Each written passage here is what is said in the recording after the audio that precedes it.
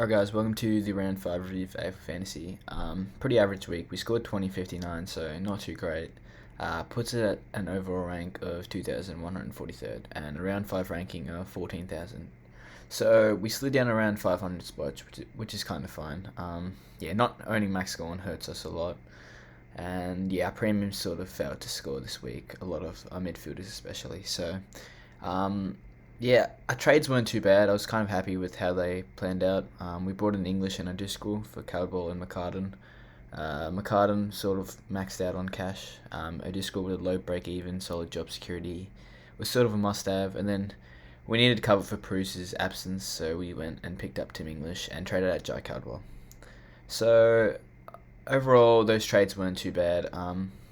As far as our team went, defense is pretty solid. Brucks were average, I guess.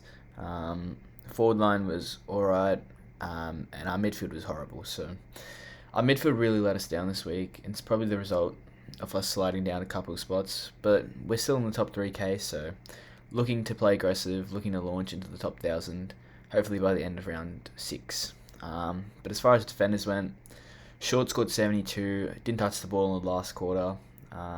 Yeah, started a couple quarters on the bench, which is a bit of a concern. And just didn't really look into it. Richmond did lose, so yeah, not a great game from him. Bit of a roller coaster, but it is a roller coaster that I'm willing to ride. Chris really good playing throughout the midfield, tackling, which is what separates him from other defenders.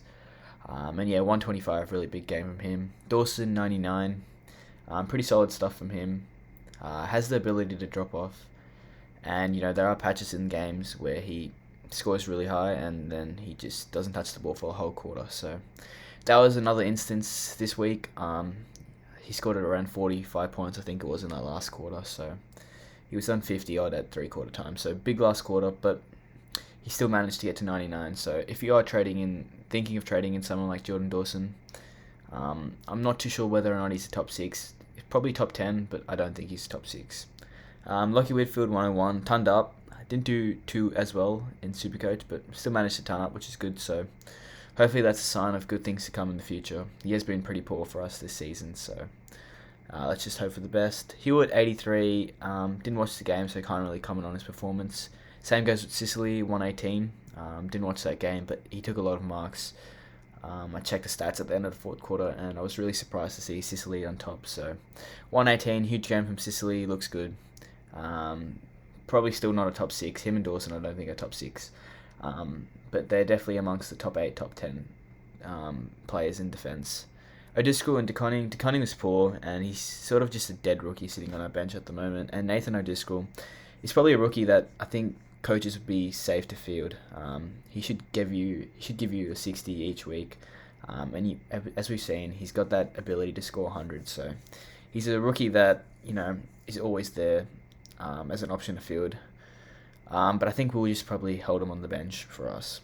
As far as our midfield went, Jack Steele's captain is great. Yeah, he's improved his game a lot since round 1. Working really hard for uncontested possessions, which is a good sign. There were a couple of occasions where his teammates didn't really kick it to him, so he could have had even more. But yeah, a lot of contested possessions, a lot of uncontested possessions, and he's marking and he's tackling, so really good all-round performance from Jack Steele. Jack McRae, he looked pretty good as well. 119. I can't quite remember how he played in terms of around the ground, but I'm pretty sure he got a heap of clearances. And I think his uncontested game was also pretty good. So really solid score from Jack McRae. And then Matt Crouch and Will Brodie. They both scored around 78, 76. So not great. Brodie played, I think, 60% time on ground. Matt Crouch played about 70. So both are playing really low time on ground.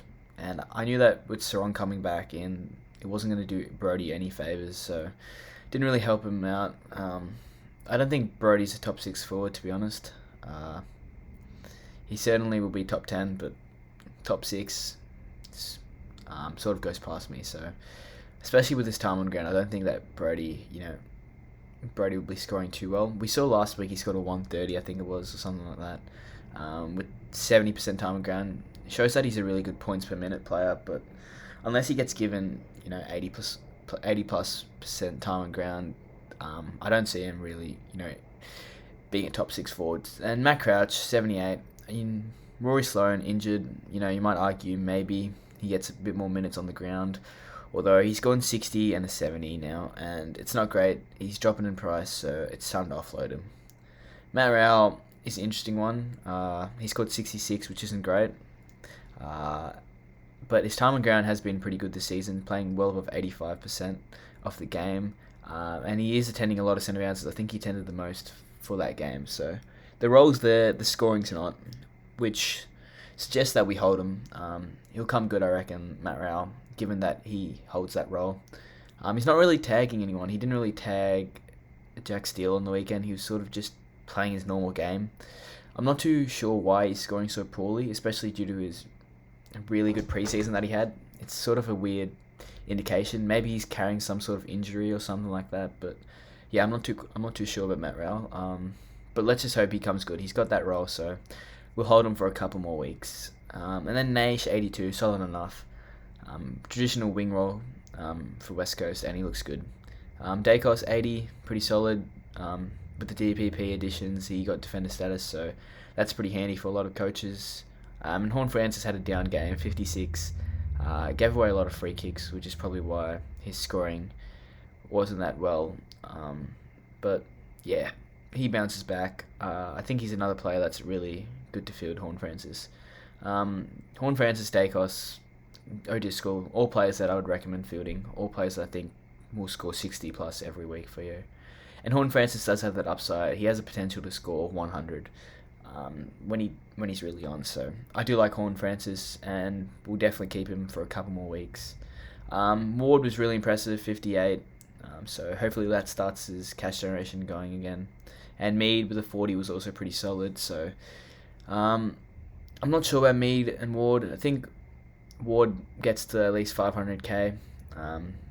He's working his way. He's playing inside mid, so it's a good indication of scoring to come. And yeah, I think he's probably got to work on his tackling and marking a bit more, but that'll come with more games under your belt. And Mead, I'm not sure about his job security at the moment, but he's played every game this season, so suggests it's alright. And yeah, not much money to be made in Mead. I don't really think he has a great scoring ability, but we'll hold him there for the moment. So yeah, midfield really let us down this week. Not too great. Hopefully he bounces back this week. Brodie Grundy in the ruck wasn't great. We had the decision to trade Gawn or Grundy a couple of weeks back, and we traded Gawn, even though Grundy was more expensive than Gawn. So it was probably the wrong call, because Gawn's gone back-to-back 130s now, so it's proving pretty costly. Brodie Grundy looks lethargic. He looks pretty bad. No marks, no tackles, which is a strange sight, to be honest, because he's actually been tackling pretty well this season. So he's not going to go and score 50 ever again, but it is a bit of concern when you see no marks and tackles to a ruckman. So let's hope he bounces back. But on a brighter note, Tim English was great on debut, 107. Hasn't dropped under 100 this whole year, so we brought him in to cover Bruce's absence, and we can flick him forward this week. But yeah, a really all-round solid performance from Tim English. And as far as our forwards go, Dunkley was great, 105. Nothing too special, but he's just a safe player. You can bet on getting 100 each week. Cornelia was solid at 98 in a losing side for the Giants. Butters played throughout the midfield, I believe, and scored 109, so he looks good. I think Ollie Wines was out as well, so probably a strong indication of why he scored a lot better than previous weeks. And Rochelle, Nick Martin. Rochelle was pretty poor. I think he was on 17 at three-quarter time and had a massive last quarter, kicked 2 goals to get to 53, so shows that he does have the ability to score, but he also can score really low. And unfortunately, we've been at the end of all of Rochelle's low scores this year. So every time he's scored 100, we've benched him, which has been unfortunate. And we fielded him this week, and he scored a 53, so nothing too special. Martin, 68, another rookie that I like in terms of place to field. I think he plays a wing role, and he looks pretty good, so I'm happy fielding Nick Martin. And Tristan Jerry with the 86 was solid, number 1 ruck for North. So that's that. McInnes and Windhager, good to see McInnes kick a couple goals. Improves his job security, and Windhager didn't have the greatest of games, but I think he holds. So that's how we fared in round 5. As far as our trades going into round 6 this week, what we're going to be doing is going Rochelle to Hayes, and Matt Crouch to Bailey Smith. I think Hayes should be in the team for a couple of weeks, especially with Lysett injured for a while now, so suggest his job security is alright, although you never know with Port Adelaide, so he should hold for a couple of weeks as long as Lysett's out. And yeah, Rochelle sort of, I think you could hold Rochelle for 1 or 2 more weeks, but we need to offload him so we can get a premium midfielder, and the premium we're getting in is Bailey Smith. There's a couple options that I do like: Ben Keys, Andrew Brayshaw, Touk Miller, all great options, but I think Bailey Smith's the one we go for this week. I just really like how he plays his footy. He's really working hard for possessions, loves to get a 1-2. He can mark, he can tackle. He hasn't kicked a goal yet, but he's had a lot of shots and kicked a lot of behinds, so suggest he has a goal coming soon. And yeah, his time on ground is always above 90%, so really strong indication of good scoring in the future to come. And then Matt Crouch, low time on ground, not scoring well, so we have to trade him, dropping in price as well. So that's what we'll be doing this week. Bailey Smith and Hayes in. Bruce should be back, so we can field Grundy and Bruce. And yeah, I think we VC Steele. He plays that first game on that Friday night, and then if he scores well, we can loop him with Williams.